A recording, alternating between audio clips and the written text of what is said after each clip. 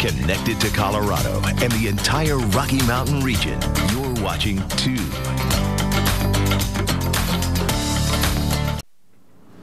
Hey, look at that. Do you want the perfect burger? Well, we're going to show you how to do it this morning. Chef Bobby Fitzgerald from the White Chocolate Grill has come by this morning. I see he also brought in some chocolate. Always chocolate in our life. Let's talk about the burger because I think most people look at it very simply.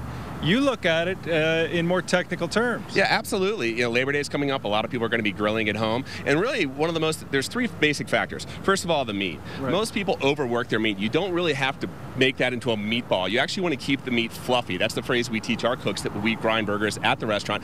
Keep the meat fluffy and loose. If you look at these, they actually could break apart. Now, how about the fat ratio? You know, 80-20 is the way to go. If you're going to have a burger, do it right. Get 80-20. Get 80-20. Yeah, you need that fat in there. You know, save a little bit maybe on your bun, which you can talk about, or light mayonnaise on the side, or Swiss cheese, which has less calories than cheddar. But get some fat in. But go ahead and make the burger right. So cheese, personal choices. Again, Swiss cheese has quite a bit less calories than a cheddar. Mm-hmm. We use a Tillamook aged cheddar cheese.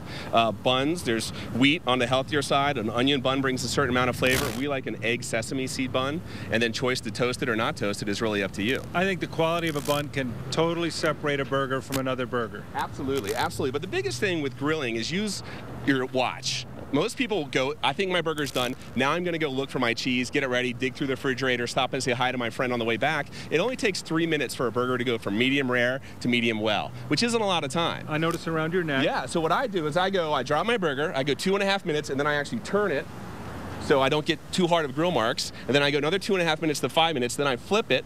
2.5 minutes, 7.5, turn it, and then about 8 minutes I put my cheese on, close the lid, let it go for 2 minutes or so, and about 10, 11 minutes you're going to get a medium rare burger. Of course, you've got to get to know your own grill, but then you pull it off and you're ready to go. And you cook on high heat? High heat. High heat at 10 minutes, you're going to have a nice medium rare burger, very juicy. You're not kidding around. You have the stopwatch on. Stopwatch, my wife and kids tease me. I went to culinary school 15 years ago. I still do it.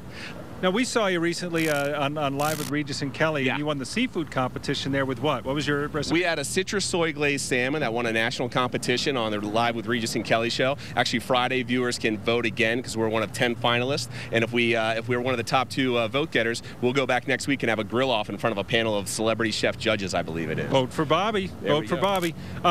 We have some of the other food. I noticed you had the corn salad set up here. Use the Colorado corn.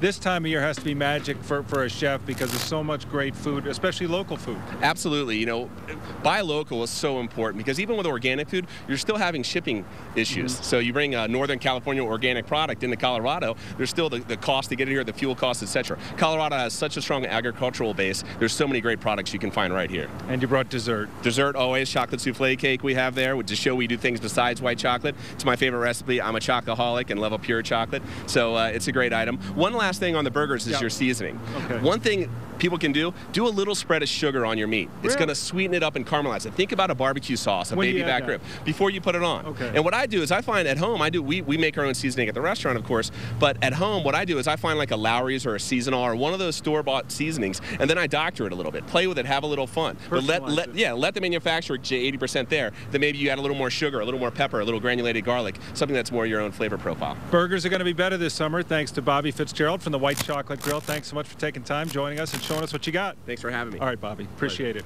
All right, coming up, we're going to take a break. When we come back, we're going to talk about a study that says men are more interested than women in casual sex.